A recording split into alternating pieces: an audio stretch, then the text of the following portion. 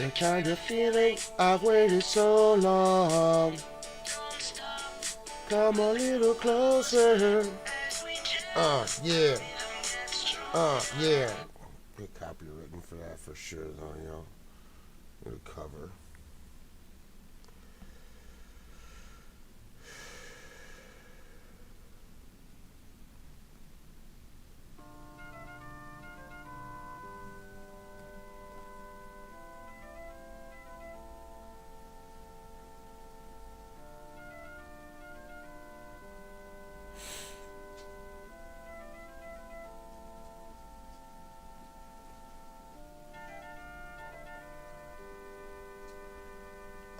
Yeah. Man, I love young girls, man. Yeah.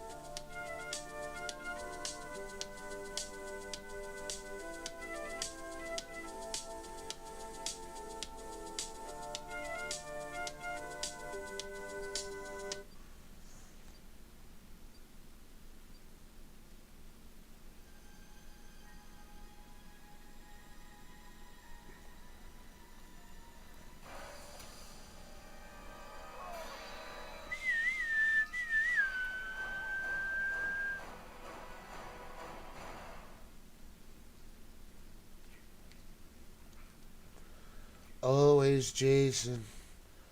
Always Jason. Never respite. Always Jason.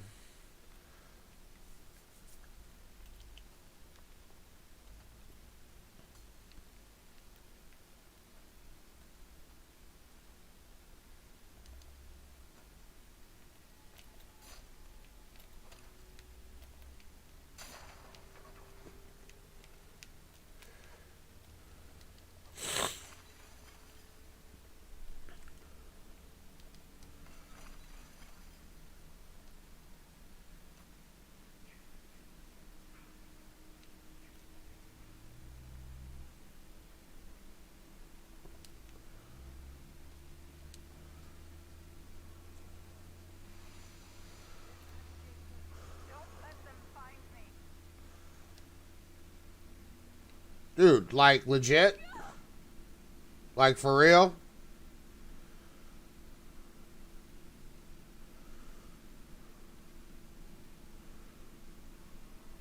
For real though? I don't know. I don't give a shit about anything else, bro.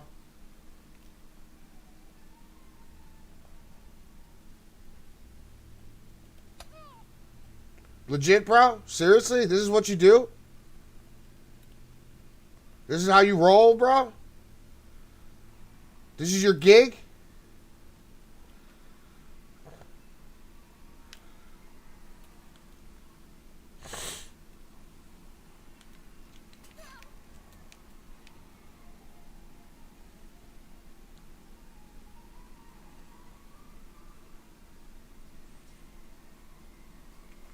I'm fucking tired of trolls like you, bro. You make the game not fun. Like, seriously, like, call Tommy first. You know what I'm saying? Do something, man. I'm not even gonna let you fucking get to me, bro. Fucking play the game, play your own fucking game. Go play your own fucking game. Tired of, now, dude, went through that like for 4 hours yesterday. Whatever, dude. Friday's full of fucking troll fucking hackers. Fuck it, dude. I'm not doing it. Not doing it.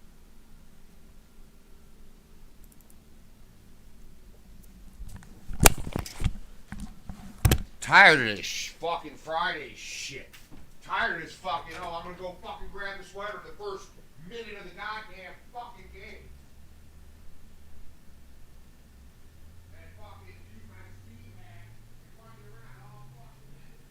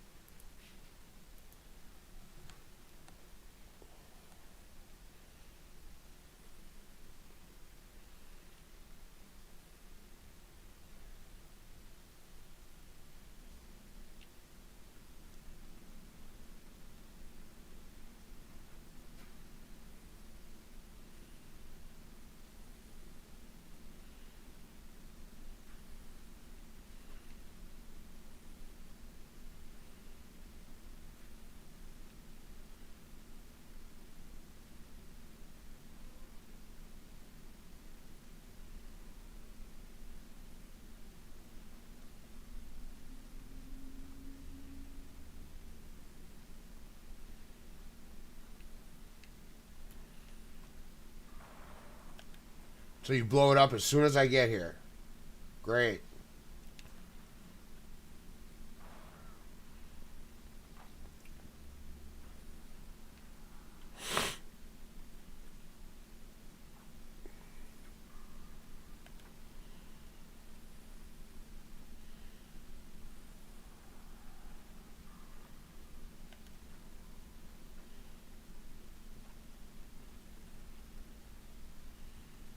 I gotta take these meds, man, but I gotta wait so I can eat first.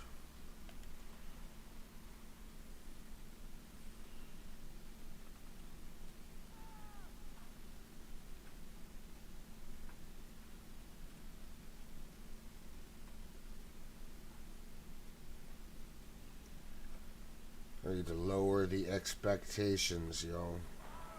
Fucking whatever the fuck that's called, where you get fucking blown up when he hooks somebody. I don't remember what it's called, but it's that shit. Called bamboozled. I don't fucking know.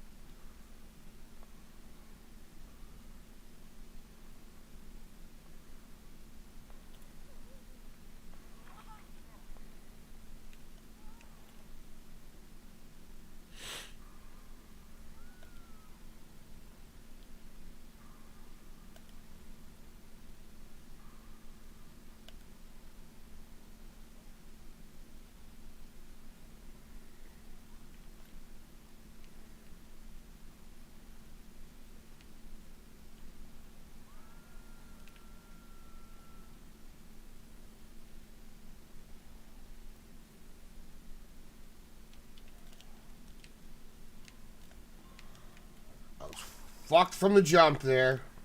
Come on, you got me. Come on, you got me, bro. Whatever. I was fucked from the jump. Once he came the way I needed him to not come from. You know what I'm saying?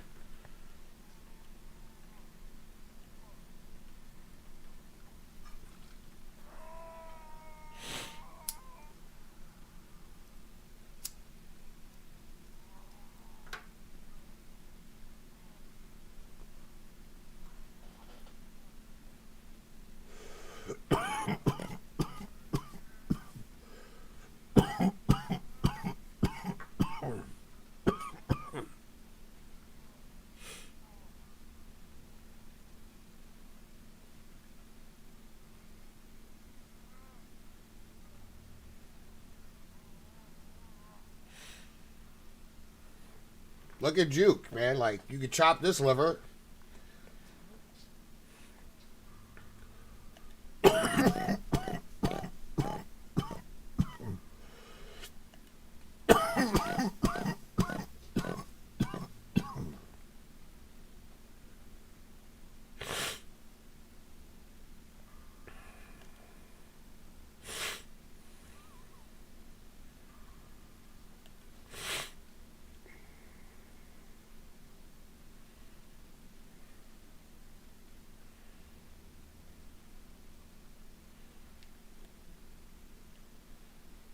He's right there. He's at 12 o'clock. You're running right to him.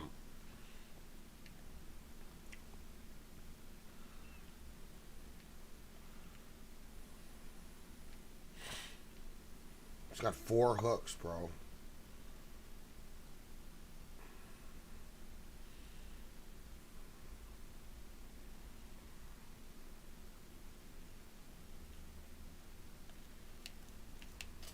Tried to take the hit. I tried to take the hit.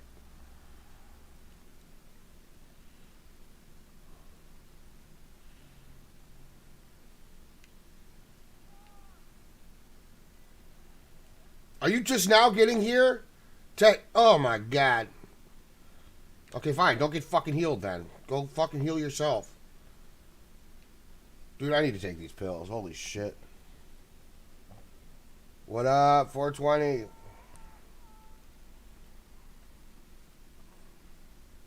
I need to get these fucking medications in my body. Fuck me, dude. Seriously? Oh, come on. What? That was like a beautiful 180, dude. Like, it all worked out perfectly in my head. That one didn't. Gotta go check out my beef and peppers, yo. Fuck this game.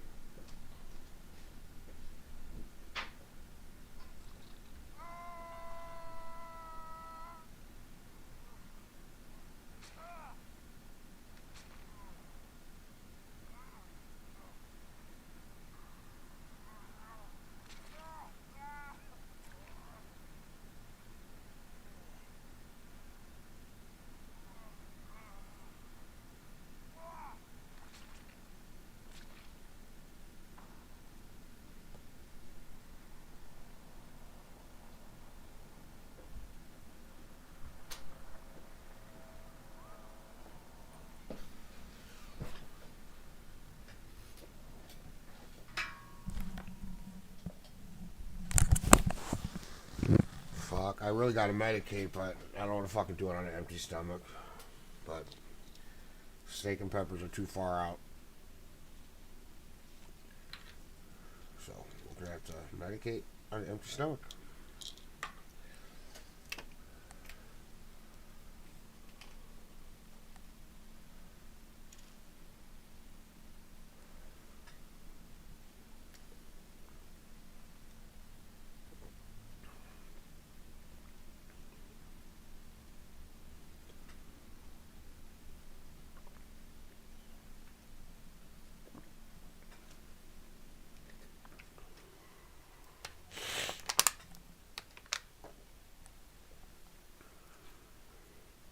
And a little 420. Never hurt.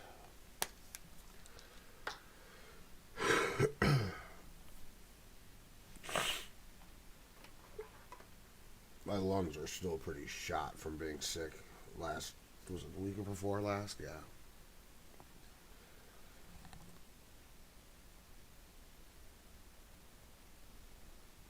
Go for a cup of coffee. It'd be black, but fuck it. I'm gonna make a cup of coffee. Gonna be black coffee. But I either like it black or blonde, so I'll do it black.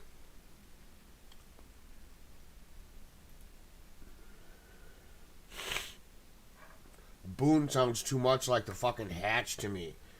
Like, it sucks.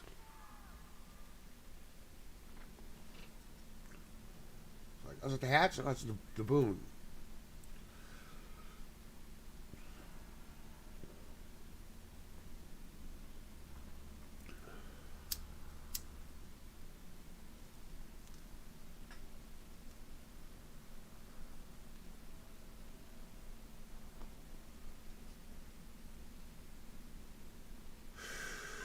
Yeah, sucks. He came upon me on the other side.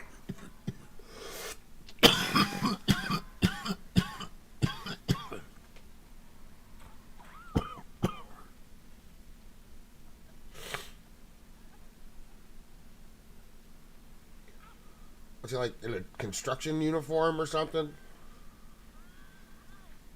Fucking game is weird.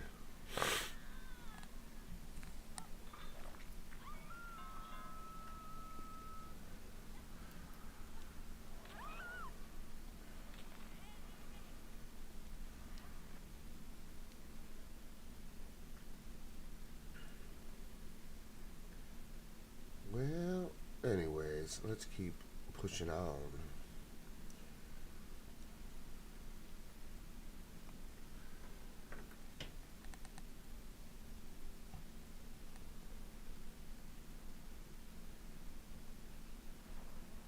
That was fast.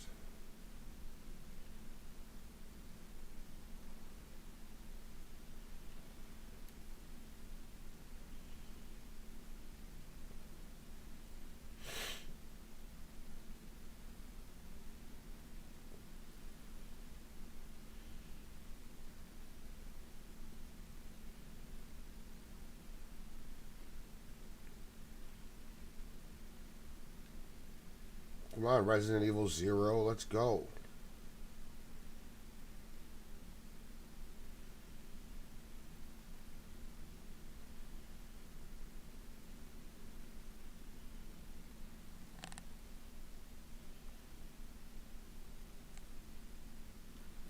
I, I don't remember what this stuff was called. It had a big long name, like a 3-word name.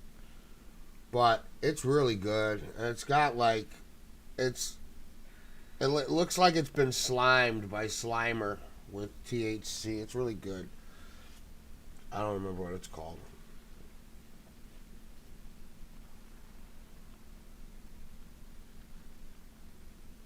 But I just got a couple of nugs. What I went and picked up for my daughter. I grabbed a couple of nugs.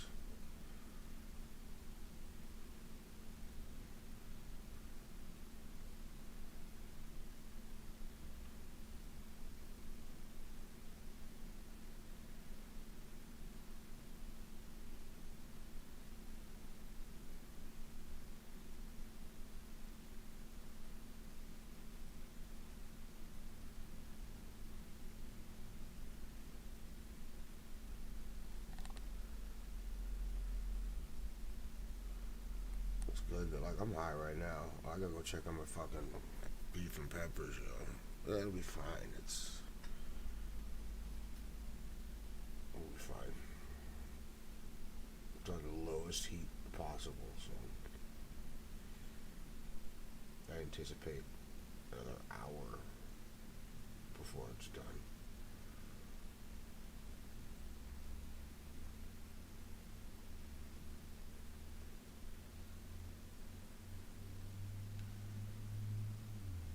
Damn it, I got fucking RE0 with me.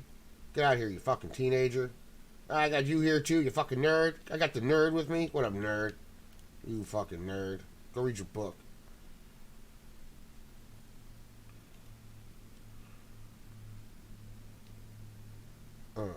Yeah. The jazz piano. Yeah. Yeah. Get down to the jazz piano. Yeah.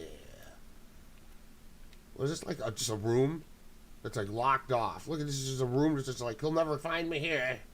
I can stay here all match and the counselors will never find. They're not counselors, they're survivors.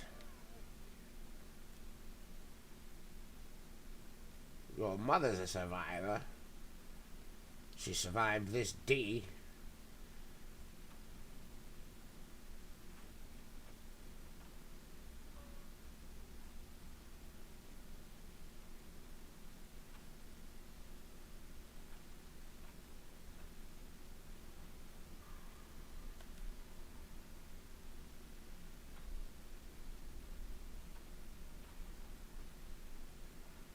Is he just standing? I mean, okay, he's moving around at least. There it is. It's the blue chick. It's like, ah.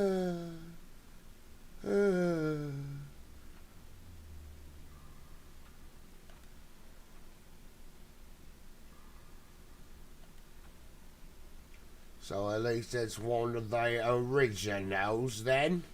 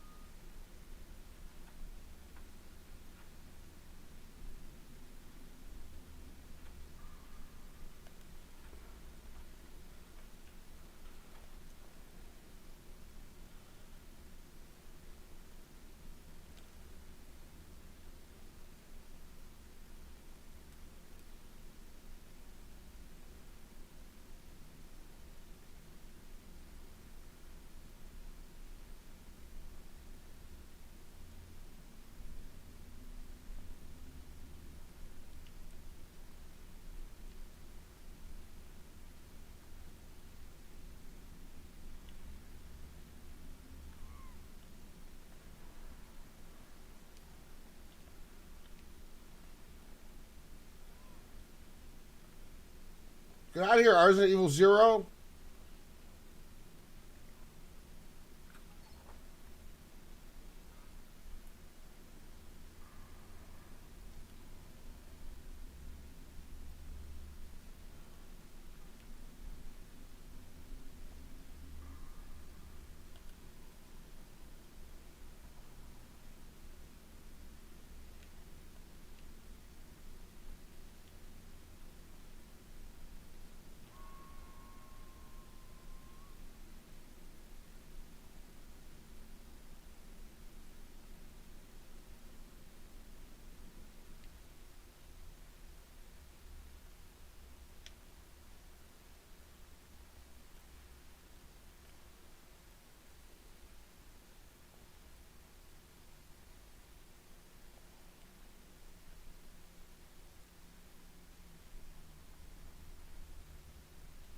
Is she on me, or she just happened to be running parallel with me? There she is, right there.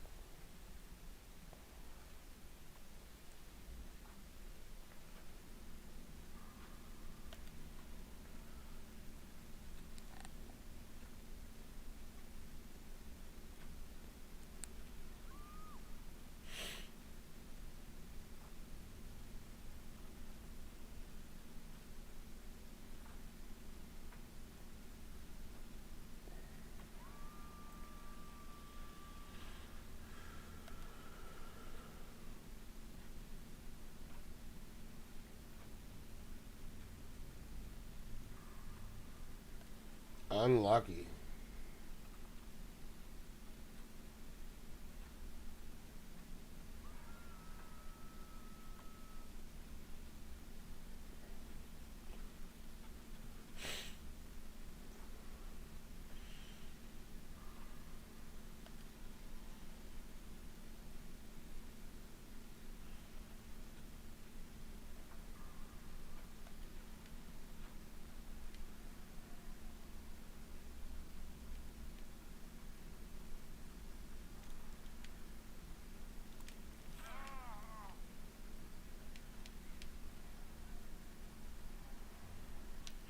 What?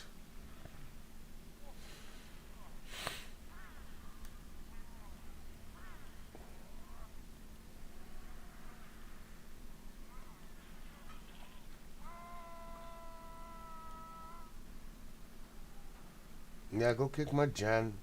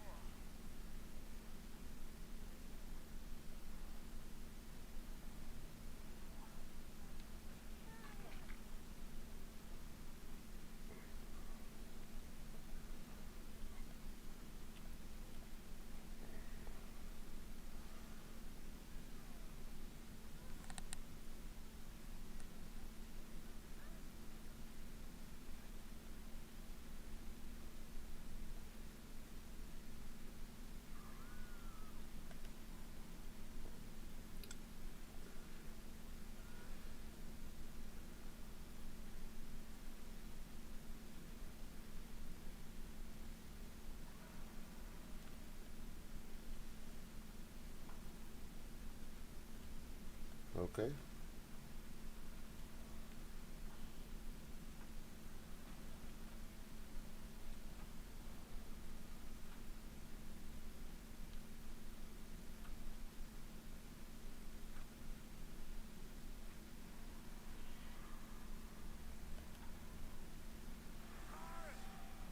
She wasn't anywhere near. Okay, like, I don't know. Is that her thing? She could, like, teleport? Anyway, I ain't pressing the button. I gotta go check on my shit.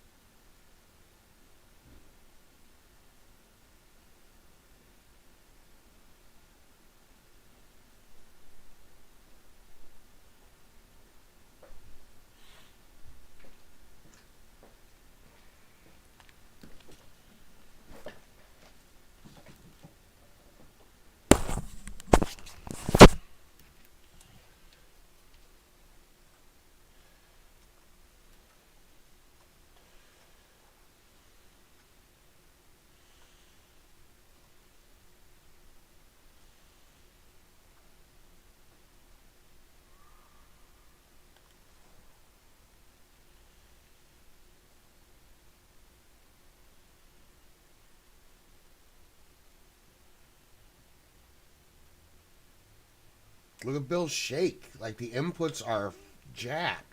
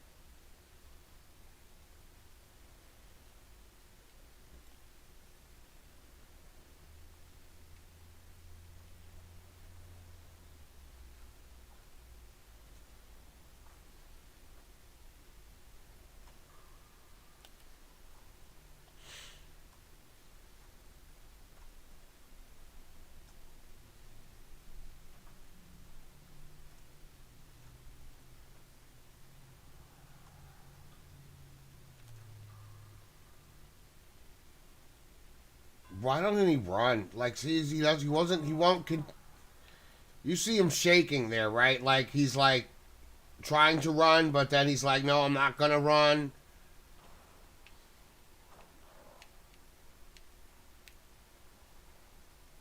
See, like how he stopped it. Like, what is that?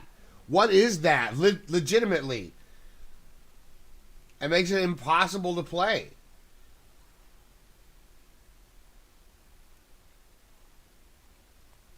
Look at this stuttering. What the fuck is going on?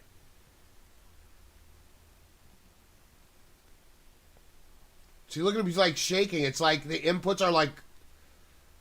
Look at this. It's. Oh, see, it's not just me, dude. It's not like no. If this has been going on in DBD like since I've had it, and I'm just now noticing it, that really sucks.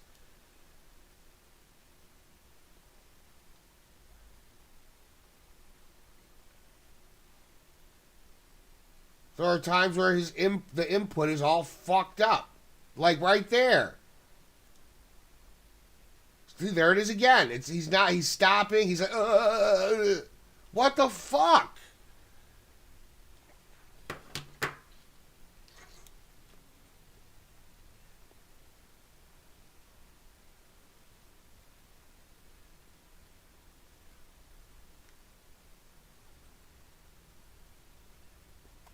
Yeah, it doesn't happen on keyboard and mouse.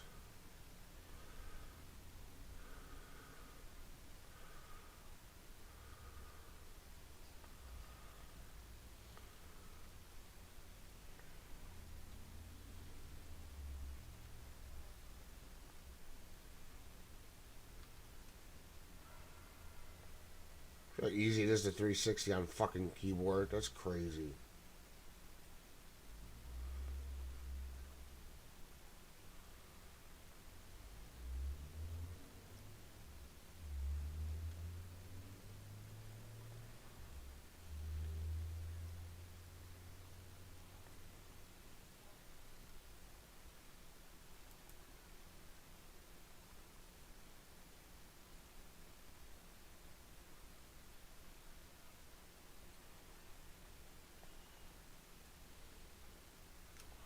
And then opposed to keyboard or controller. See, it starts right away. Look, he's not.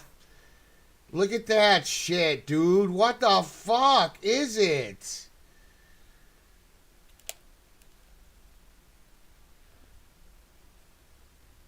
Immediately, I mean, dude, it's. I need a new controller, man. And it's something that comes up a lot. That fucking. I need a new controller. I don't know what the fuck I'm doing to these controllers, dude, but I'm like beating the shit out of them, apparently. I go through about 2 controllers a year.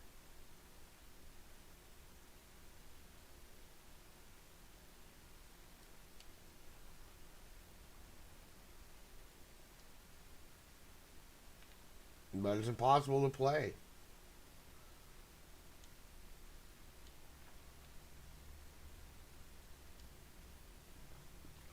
That sucks.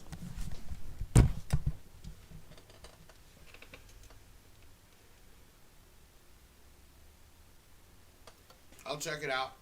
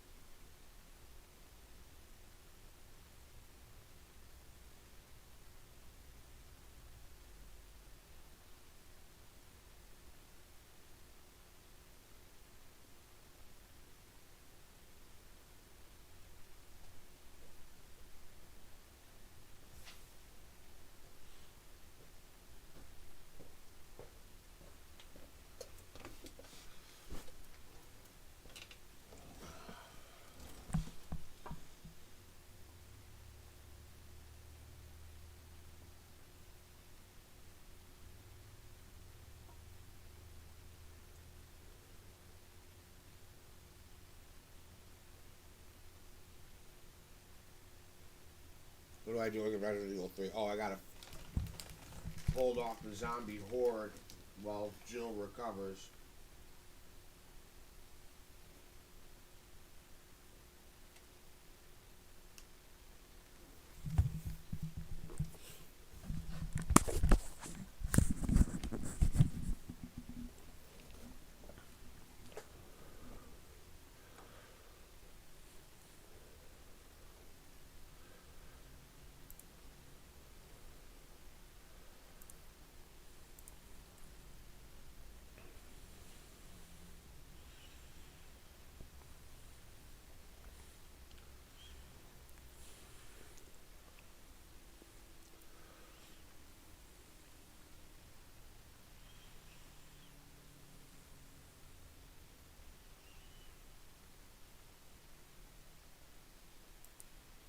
Democrats understand that their Green New Deal agenda is politically toxic as far as the American public is concerned. They know that their radical energy agenda has been exposed and laid bare to the American people. Democrats and their radical environmental NGO allies will continue to work in the shadows, strong-arming and intimidating corporations and investors alike. Don't pretend this actually does anything. I'm embarrassed. I'm embarrassed for my Republican colleagues, to be honest. 2 years to put this together? The number one issue for the American people? And this is what they come up with? A book report on inflation. So I guess when you have no plans, when you have no real ideas, you'll do anything to say you did something. And that's all this is. A talking point. A press release.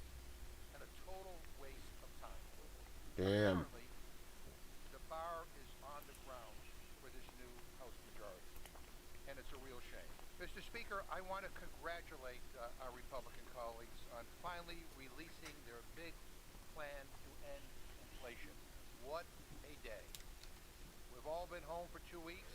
We know inflation is a big problem. We hear about it at the supermarket. We see it in our communities. It's a global problem impacting every single country. Now, over the last 2 years, Democrats here in the House, alongside President Biden, have taken aggressive action to fight inflation and lower prices. And at every step, Republicans have voted no, no, no.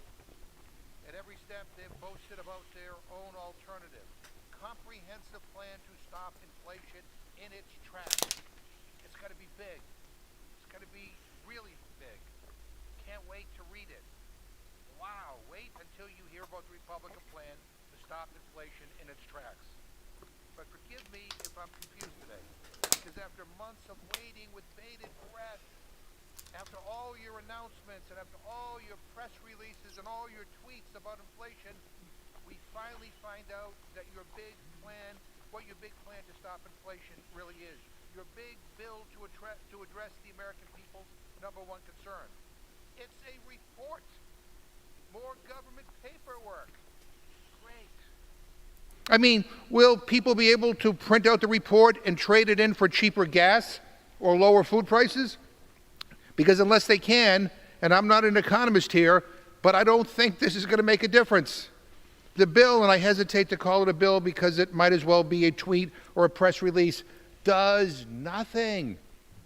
Maybe it should be an amendment to an actual bill that fights inflation. Just a suggestion. But don't try to pass this off as a real plan. This is what happens when you try to write a bill for Twitter instead of a bill that actually helps everyday people. And the audacity, the sheer audacity of saying that all this inflation was caused by President Biden, when the guy before him added nearly $8 trillion to the national debt, when the guy before him presided over a 39% increase in the national debt, when the guy before him accumulated 25% of the total debt in American history. The hypocrisy is incredible. Now, just contrast that with what Democrats did to rein in inflation and lower costs for people. Democrats capped insulin at $35 per month. Democrats reduced the price of prescription drugs for seniors.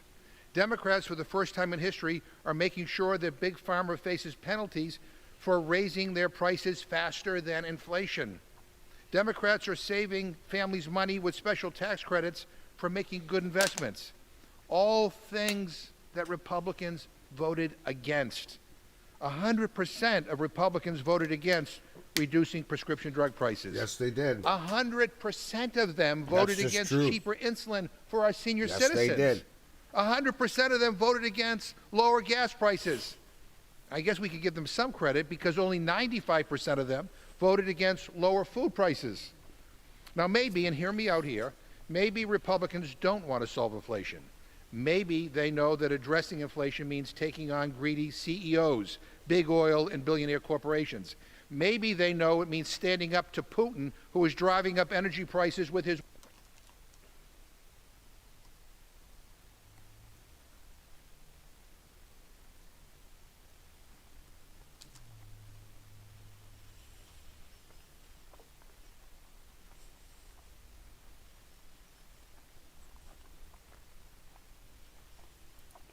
Look at this idiot. You're done. Dude, That's a laugh. I've never heard Dan laugh more than watching this video. All right, you guys ready? Time. So this is the one that I really invested in. So here we go. He's smiling. Dan's already laughing. Fuck it. He's gonna enjoy.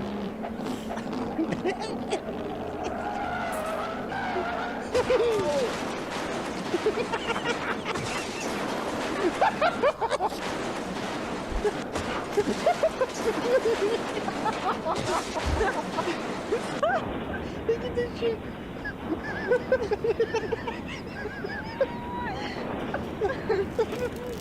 His hand. Why are we laughing at this? Wait, this is my favorite part. Like this.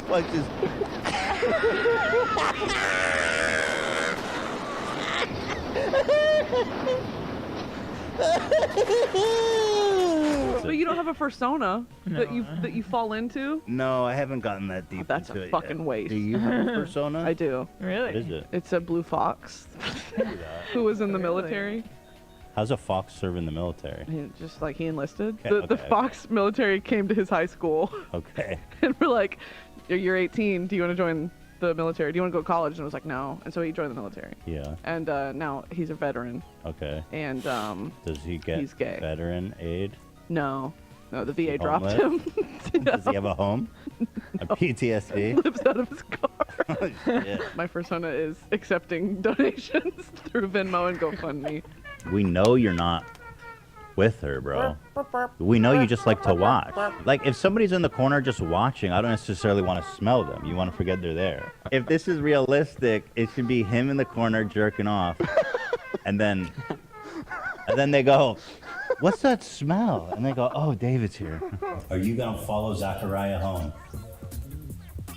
Yes. Oh my God. Will you take it? I got you, dude. And Jeff Goldblum True. became like a fashion icon. Yeah. You might say he's ballooned in his old age. Whoa. Thank you. Diamond passed away.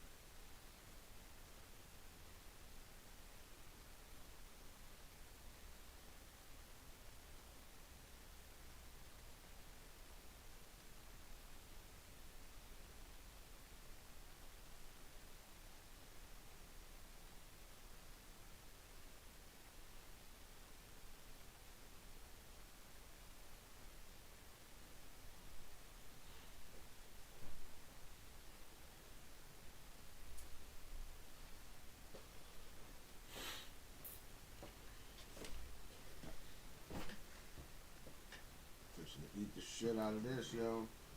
Never made that coffee yet. I'll get to it.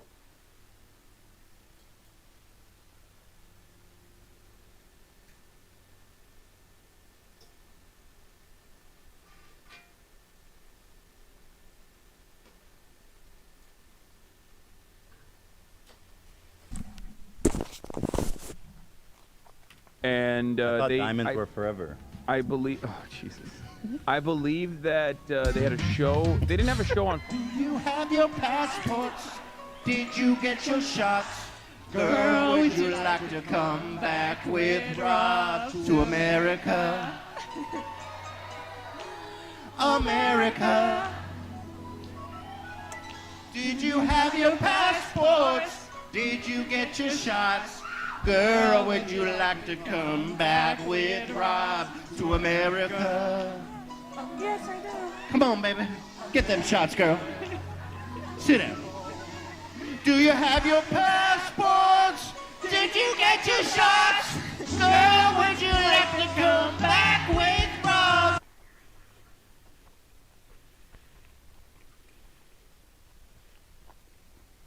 What, Minx and Septic Guy? Just gotta talk. You just hold Talk it. with it open. You just talk. Hello? Oh my god. Hello? Is it working? Is it working? Yeah. Is it working? Is it working? Wait, say something funny. Good girl. Hey, wait, no, fuck you, Jack. You shot at me earlier. I did not. I shot near you. Hold on now. I shot near you, and then shot Ohm's at house shot Katie. you. You killed her. That was Ohm's house next door, not mine. No, your friend killed me. Look, What do I you shot say with a about this? shotgun. They shot you with a revolver. I don't even have a revolver. Okay. It wasn't even That's me. really I'm funny. kidding. It I'm was sure Facebook. somebody will clip They it. gave me the Fuck's sake. revolver. Minx, will you go away out of that now? You go. You're hey. acting the fucking maggot now. Stop it. Now, you know what? You fucking stop. You're just fucking talking shit because you fucking shot me down on the fucking Ah, floor fuck earlier, you off. little No, you're not fucking about nasty gobshite, motherfucker. Minx. You old bollocks, you. You fuck off. Oh, gosh, I bet they don't even know the name. Makes you have a face on you like a badger's hole. Fake This is an Irish Were you pulled sitcom. backwards through a fucking hedge bush, were you? You literally took it to a badger's hole, a badger's hole. Not even my mother would say that to my father, and then you have the audacity to say that to me. Oh, and your mother would say a lot of things to your father, wouldn't they? This is just how they greet each other. Now you're crossing those lines. There's like the Oh, it's an Irish greeting. Oh shit, it's the police. Everyone bring up, it's the police. All right, folks. Oh, hey, Brooke, what's up? Welcome to the Irish sitcom. Everybody. Oh, no, it's just an Irish greeting. Oh, wait, that's not you. Okay, thank you so much, Vince. Thank you, Anthony Attic, for not destroying We're not weapons on past us. that. Absolutely, absolutely.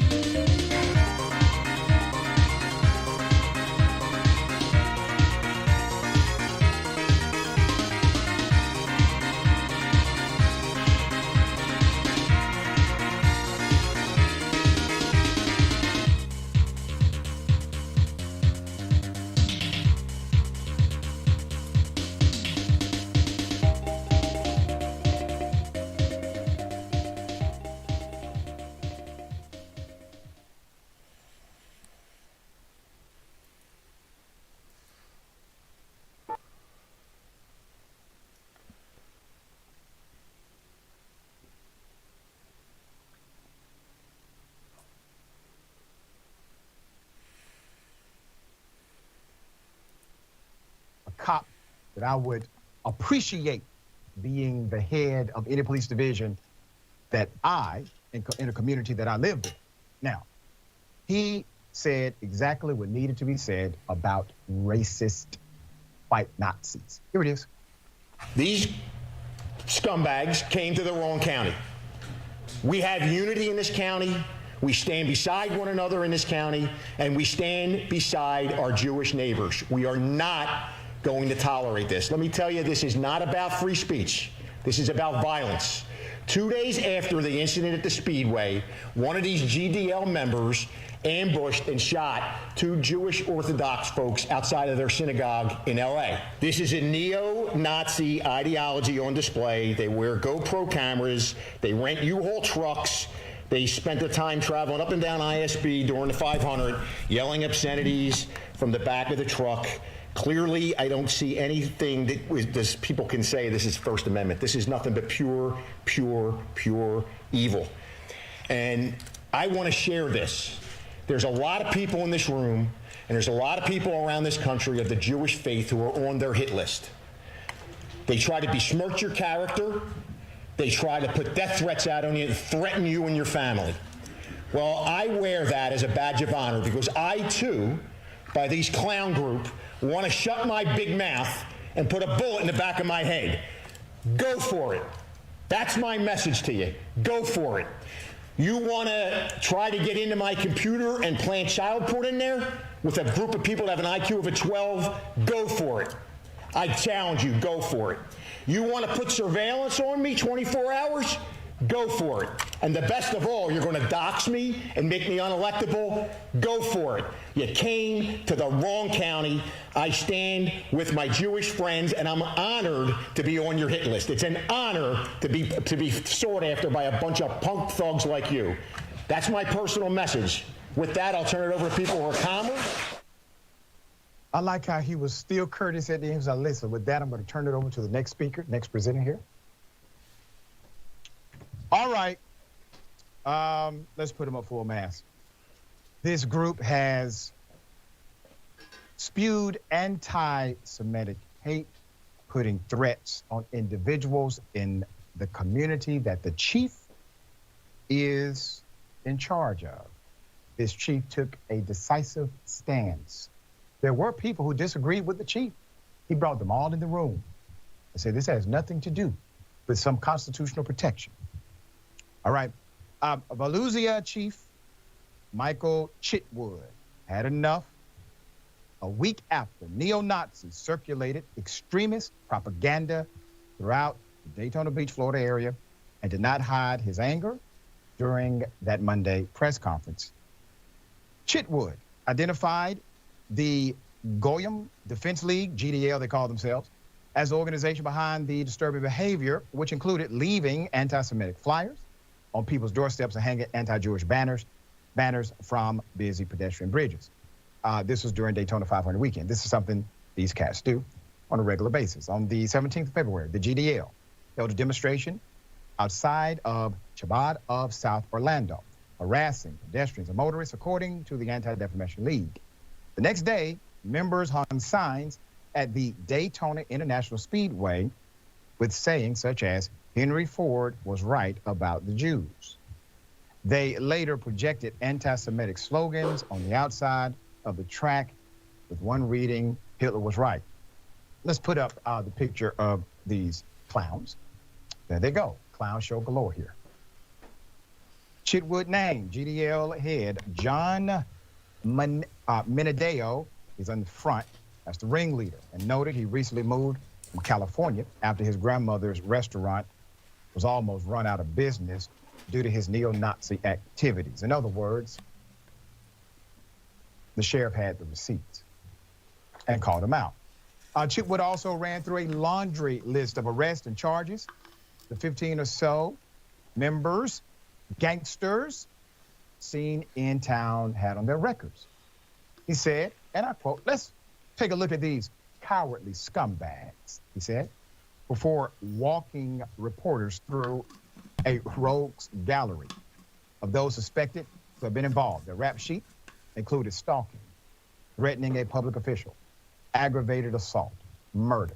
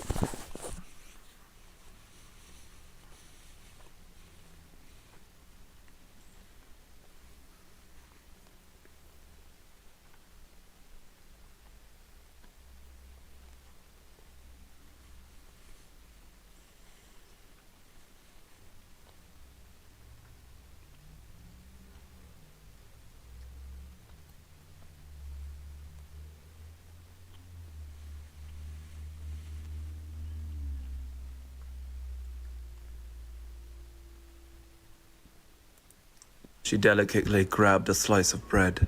What are you saying? The peanut butter was dripping all over the floor, but she did not care. Stop. No one in the history of peanut butter and jelly has ever made it like this woman is right now, as she butchered the sandwich she was preparing for him. It was that moment she realized her husband was no longer getting his peanut butter and jelly sandwich. No! She cried. She delicately grabbed a slice of bread. What are you saying? The peanut butter was dripping all over the floor, but she did not care. Stop. No one in the history of peanut butter and jelly has ever made it like this woman is right now, as she butchered the sandwich she was preparing. Here are some things that we were all taught as children that turned out to be absolute malarkey. Exhibit A, the humble camel. Look at it, bask in its stupendous glory. And what do we all know about camels? They live in the desert and there's water in that hump, except the second one's a lie. There's no water in that gosh darn hump, it's a fib. It stores fat, which I guess the fat turns into water or something, I don't know, but you can't just slice it and drink water out of it like in the cartoons. Who taught me that? They were a liar. Exhibit B, bats. You know how bats are blind, that's why people say blind is a bat. Well, that's a lie, that's an absolute lie. They can see better than us. 3 times better in the daytime. They just use echolocation to find bugs in the air at night. Why would they lie to us about bats? They can see perfectly. Also, remember in middle school when they showed you that picture of a tongue with a map on it? It's got like sweet, salty, bitter. It's all not real. It's all mixed up on your tongue. It's not really different sections. Why would they lie to us about that? That's something I feel like we figured out a long time ago. Change the curriculum. Here are some things that we were all taught as children that turned out to be absolute malarkey. Exhibit A, the humble camel. Look at it. The other day, Brittany and I found a beach with water so clear that it looked like we weren't even underwater. And this morning, I took this screenshot of my weather app to complain about the cold, but people noticed this, that 61% humidity right now in Missoula, where it feels like -22 and is -4. Somebody on Twitter was like, Hank, how is it so humid if it's that cold? And it's because relative humidity is a dog shit way to talk about how much water is in the air. When we talk about relative humidity, we're talking about the percentage of the total amount the air at that temperature and pressure could hold, which is, I mean, it's so confusing. If it is very hot, the air can hold a lot more water. So 100% humidity when it's hot out is a lot more water in the air than 100% humidity when it's cold out. I don't know why we don't just talk about the percent of water that is in the air, which never gets higher than 4%, and when it's this cold outside is very close to 0%, even if it's 60% relative humidity. This morning, I took this screenshot of my weather app to complain. Have you ever noticed that every president since Reagan has preferred the same pen? Well, turns out that's no accident. You see, there's actually a White House tradition of using the same pen brand for signings, but every president has favored one of 3 models. The first president-approved pen was the Century ballpoint in black and gold for Ronald Reagan. George H.W. Bush continued the tradition, but Clinton was the first to break with that tradition when he switched to the more substantial Townsend model in rollerball ink. The next 2 presidents, George W. Bush and Barack Obama, followed his lead and stuck with the Townsend, except Obama ended up preferring a black and chrome color scheme, and later broke tradition again when he switched to the slimmer Century 2 model. Turns out, Donald Trump also favored the Century 2 when he started, before famously turning to the Newell Sharpie. But with that move, he also quietly brought back the traditional black and gold color scheme. And finally, President Biden returned to the Century 2 rollerball Obama used while sticking to the black and gold. Have you ever noticed that every president since Reagan has preferred the same pen? Well, turns out that's no accident. You see, there's actually a White House tradition of I was today years old when I found out that someone tells you to break a leg before an audition because they hope you end up in a cast. A TV show pilot is called a pilot because it's the first time it's on air. This little piggy went to the market doesn't mean the pig went grocery shopping. It means the pig literally went to the market. Pinterest is called Pinterest because you pin your interest. When someone tells you to hold your horses, they're telling you to be stable. Like a stable holds horses. Sand is called sand because it's in between the sea and land. Sand. A division symbol is just a fraction with dots replacing the numerator and denominator. Did I just not know this? I was today years old when I found out that someone tells you to break a leg before an audition because they hope you end up in a cast. A TV show pilot is called... I put a recliner in a pool to try and make a 2,000-pound sled, and it's time to check it out. After a few days of freezing, I cut away the pool, and it looked absolutely perfect. Then I spotted trouble. There was a leak, which told me it wasn't frozen all the way through. There was nothing else I could do because the temperature was going up above freezing, so I pulled it off the trailer anyways, and it looked great still. I started pulling it up a hill to try it out, but then disaster struck. Ice freezing is exothermic, meaning it releases heat, so I definitely shouldn't have done it all in one go. Freezing it layer by layer definitely would have been a better idea because it would allow the heat to escape, but I figured it was cold enough that it wouldn't be a big deal. On the bright side, I tried sliding some ice on the grass and it worked great, so I might try this again. I put a recliner in a pool. And if all goes well... Oh! Oh! Ta-da!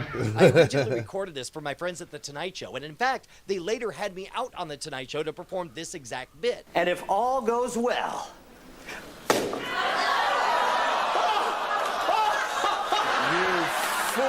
The knife roulette routine is haunting. There's lots of tension and awesome music, and eventually, of course, I smash all of the cups except for the one with the big fat knife in it. But I thought it would be fun to turn everything upside down. If you got eagle eyes, you may notice that I actually flashed the blade on the back of my right hand early in the routine, and then when I slam it down, of course, it just pops up. By the way, that was nothing but cardboard wrapped in aluminum foil with a little bit of ketchup. I recorded it in 2006, I posted it in 2008, somebody scraped it off my YouTube channel, and the file was just small enough to be a good email attachment. Did you have any idea it was me? Because this thing still makes the front page of Reddit twice a year. And if all... While many CS pros like to get really close to the monitor, there was one player who did things very differently.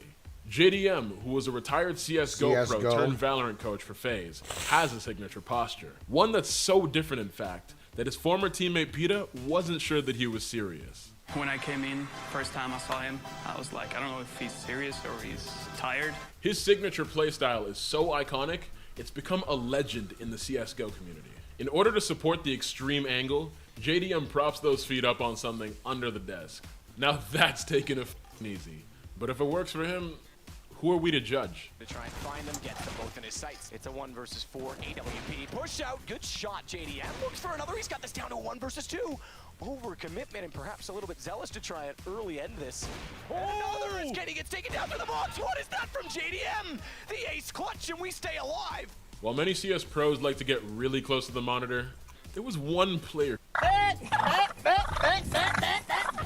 had to start wearing a hoop skirt to get work done. Stop it. Leave me alone. They're free to roam wherever they want because they're wild turkeys. Ow. But it's always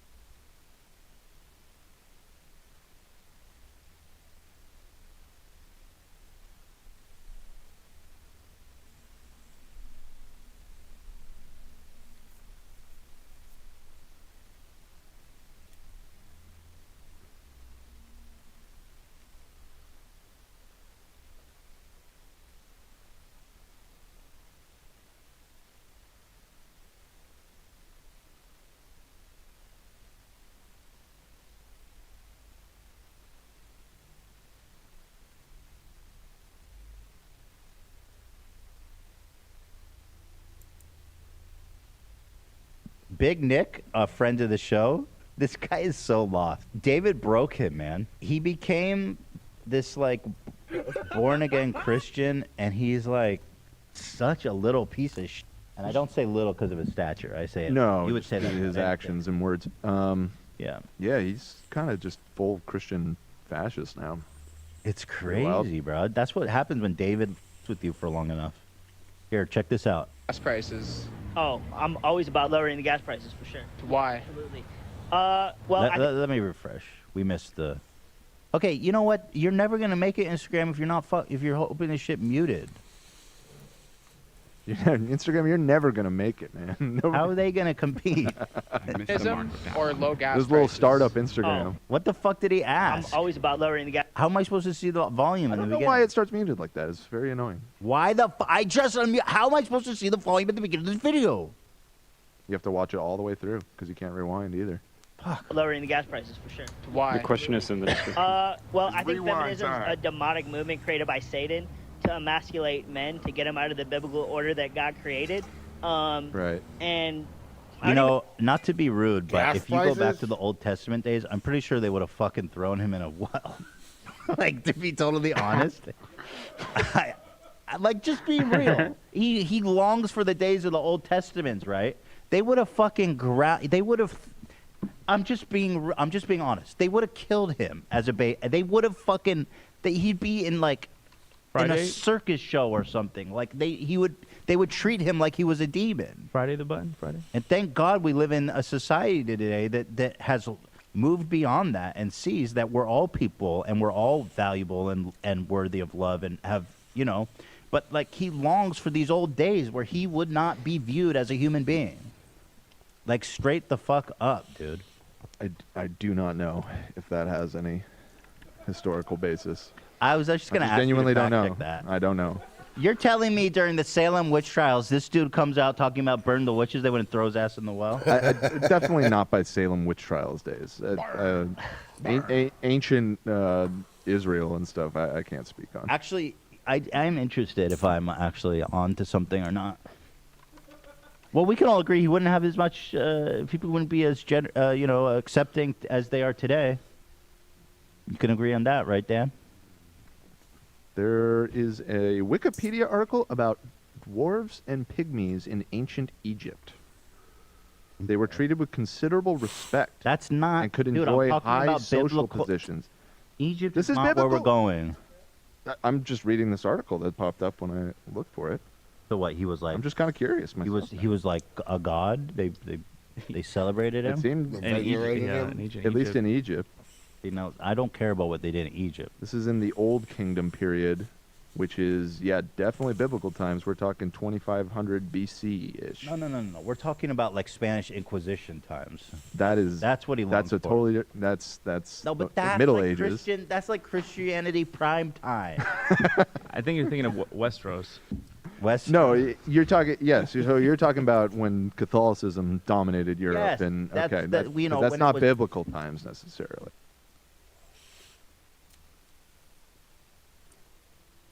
What? Indisputable exclusive. A man is accused of stealing his own bike. He did not steal a thing. Here it is. This is my bike. Let me see your ID. Let me see your ID. Hey. Yeah. I got the guy.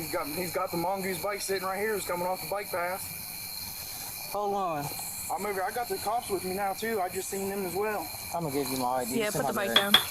I'm over here by the hospital. Yeah, I have the lock and all that for you. You have the lock and all that for it? Yes, I bought. That don't mean I got a lock too. Chill out. Hey, chill out. Chill out. I know.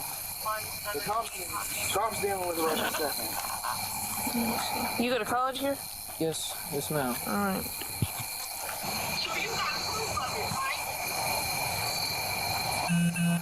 Yes, I have to go on the website. Copy. That's gonna be the individual on the bike.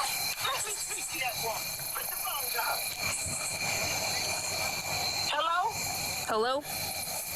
Yes, I'm his grandmother. Mm-hmm. He purchased that bike. Bro, I ain't got nothing against you. My bike's Sunday. Just going out of the yard. You're coming from the same exact way that So the bike was stolen from. did he order it on his own account? You were up here at the top of the hill with the flashlight. Okay. All he has to do is just go on and pull it up. Okay.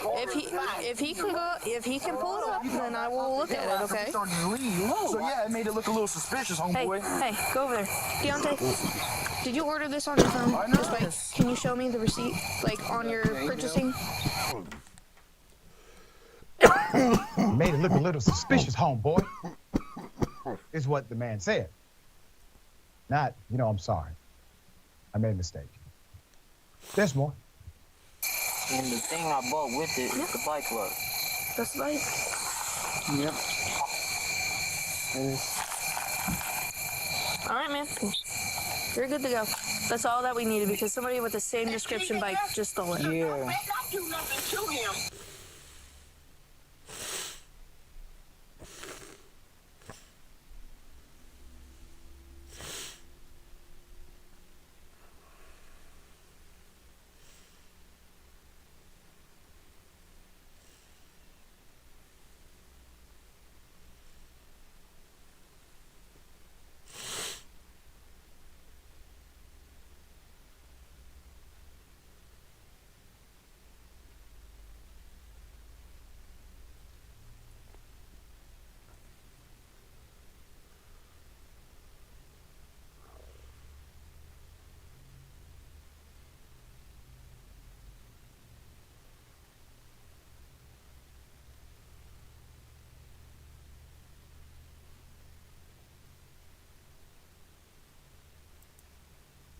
On any train journey, you have almost surely seen those endless piles of stones that line the railway tracks. At a casual glance, they might look like regular pebbles, but if you ride on trains frequently, you may have noticed that regardless of the country in which you're traveling, the shape and texture of those stones are almost always the same, all across the globe. So what's the reason behind that? Why do such otherwise unremarkable rocks line our planet's railway tracks?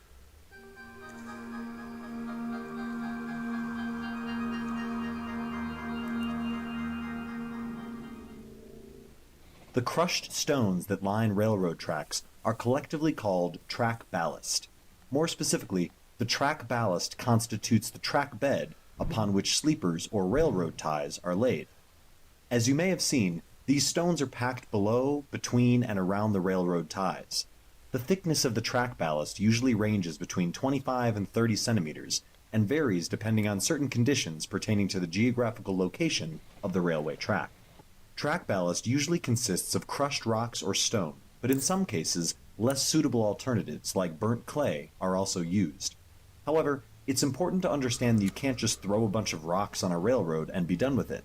As mentioned, the stones in the track ballast have a characteristic shape, size, and texture. Their surface is not smooth and their edges are jagged, and for good reason. These rocks interlock with each other and therefore stay in place.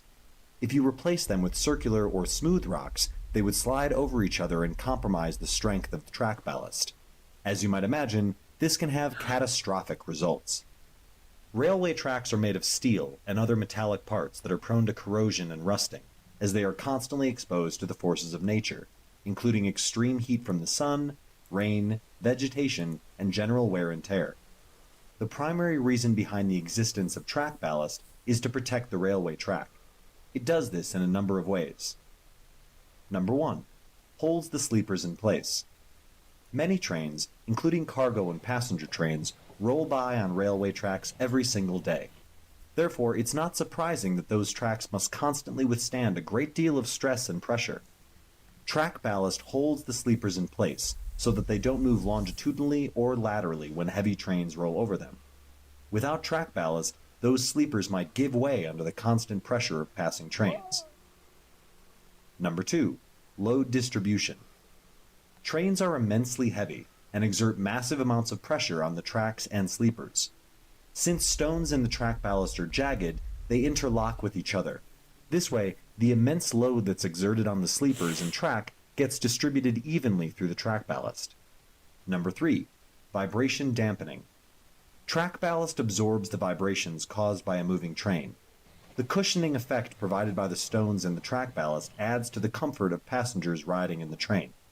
To test this, next time you ride in a train, pay close attention to how you feel when the train passes over a stretch of railway track without track ballast. Number 4. Drainage. It's important to ensure that railway tracks don't get flooded by rains or water clogging. Track ballast comes in handy in this regard too. It prevents water clogging or the accumulation of water on or around the sleepers. Without it, water would accumulate on the tracks and cause rapid rusting of their metallic parts. Number 5. Prevents vegetation around the tracks. Although we all enjoy swaths of land filled with green plants, grass, and trees, vegetative growth can wreak havoc on the strength of a railway track. It's extremely important that there is no growth of grass weeds, or plants around the tracks. The stones in the track ballast greatly contribute to keeping out vegetation that could compromise the structure and strength of the railroad track. Number 6. Noise absorption. A moving train is quite loud, especially to people who are outside the train. The crushed stones in the track ballast offer a larger surface area than a flat plane. This greatly facilitates noise absorption. When trains move on tracks that don't have track ballast, they are noticeably louder. Number 7. Minimizes heat expansion. During the summer season, railway tracks tend to expand due to the heat. Track ballast helps keep this heat expansion to a safe minimum, ensuring the efficacy and safety of the track. As you can see, track ballast not only protects the railway track and its sleepers from the forces of nature and the stress of a moving train, but also adds to the overall comfort of passengers. Looking at those stones, you may think that once they're deposited in the tracks, they just lay there forever, without ever being disturbed. Well, that's not quite true. If the ballast is covered in too much dirt or mud, it will affect its effectiveness. It can cause debris to accumulate between the stones and negatively impact its draining ability. Just like the railway track, track ballast requires regular maintenance and cleaning. Sometimes the stones are replaced with a new set of crushed stones. There are also machines called ballast cleaners that specialize in cleaning track ballast, which reduces the amount of manual labor required. It's amazing how such a seemingly random set of stones constitute the backbone of an industry that affects millions of lives around the world.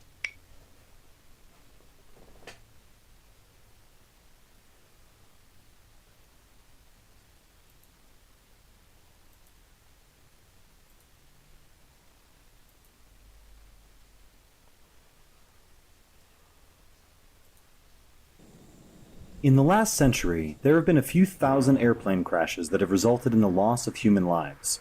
Although such air mishaps have decreased in recent decades, many people are still scared of flying in a metal cage thousands of feet above the ground. Granted, all passenger planes have oxygen masks and life jackets for their passengers, so why don't they throw a parachute in there too? Wouldn't those parachutes potentially save lives in the event of a crash?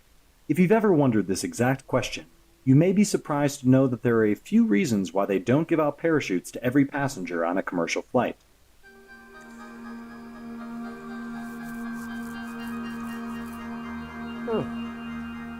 Let's find out why.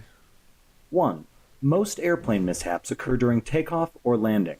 Most crashes that you hear about in the news occur either when the plane is taking off and ascending through the air, or when it is coming back to the ground, approaching the runway and the landing zone. For this reason, takeoff and landing are considered the most difficult and dangerous parts of any flight. During both of these phases of a flight, the altitude of the airplane is too low for parachutes to deploy safely. Furthermore, the plane is moving too fast when it's taking off or landing, which makes matters even worse for a would-be parachutist. Number 2. Breathable oxygen and temperature. Most parachutists skydive from an altitude of 10,000 to 13,000 feet, but commercial aircraft typically cruise at an altitude of 35,000 to 40,000 feet.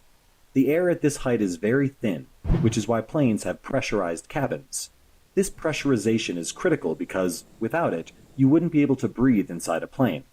In fact, that's why oxygen masks drop from above your seat during emergencies, so that you promptly get access to breathable oxygen and don't pass out if the pressurization of the plane is compromised. Then there is the problem of the ambient temperature. At that altitude, the air temperature would be 40 to 50 degrees below freezing. Thus, a parachutist jumping out from a commercial plane would not only need a portable oxygen supply, but they would also need a special suit to protect against the freezing cold temperature. Number 3. Commercial airplanes are not designed for skydives. You may have seen in movies that skydivers usually ride in a special aircraft that is designed to facilitate skydives. They either have a big door on their side or a ramp that opens up at the rear of the plane. These structural adjustments make it safe for parachutists to jump off the plane. Commercial planes are not designed for people jumping out at 35,000 feet. In fact, since these passenger planes are pressurized, their doors wouldn't even be able to open mid-flight in the first place. Number 4. Passengers are not trained to use parachutes. A parachute is not just a large piece of cloth tied to a few strings that pop out automatically when it's thrown in the air. It is an intricate piece of equipment with a number of small parts that must work perfectly for a timely and safe deployment of the parachute. This is why, even when you perform a tandem skydive, you're required to go through some pre-jump training. Passengers who have never used or even seen a parachute most likely wouldn't be able to operate it to land safely. On top of that, imagine a scenario where a plane is losing altitude quickly, and everyone is panicking. It would be almost impossible to make passengers line up, single file at the door, and wait their turn to jump. It would be mayhem. There's a better chance of the airplane gliding and making a successful emergency landing than a hazardous jump procedure involving panic-stricken passengers who don't know the first thing about parachutes, desperately hoping that they will make it safely to the ground. Number 5. Money. Parachutes are big, heavy, and bulky. Typical parachutes wouldn't fit beneath your plane seat. They would take up a lot of real estate on the plane and add to its overall weight. To tackle that, parachutes would have to be made significantly smaller. Plus, there would have to be systems in place to ensure that the parachute opens only when the passenger is ready to deploy it, and that they work seamlessly every time. All of these factors add to the overall cost of a single flight, which, needless to say, the passengers would have to bear. As a result, ticket prices would soar, and that's just bad news for the airline businesses. As such, money becomes a major deterrent for having parachutes on board airplanes. It's important to realize that when the engines of a plane fail mid-flight, the plane doesn't just drop out of the sky like a stone. It still has the ability to glide, something that pilots use to execute an emergency landing when something goes wrong. All in all, it's safe to say that if something goes wrong during a flight, passengers are safer if they remain strapped to their seats while the pilots attempt an emergency landing, rather than jumping out of the plane at 40,000 feet.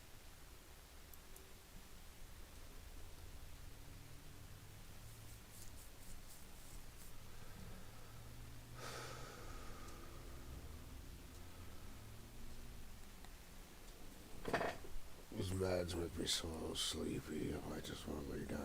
I have no idea. I just want to fucking lay down. I think I'm gonna have to.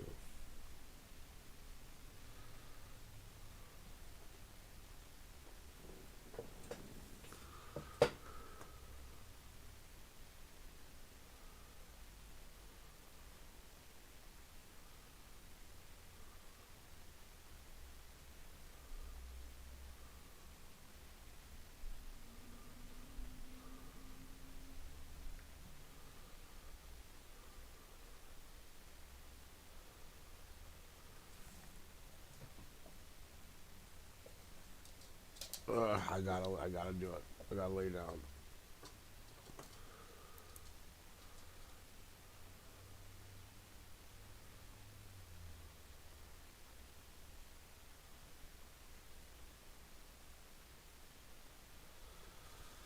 Shit. I'll be back.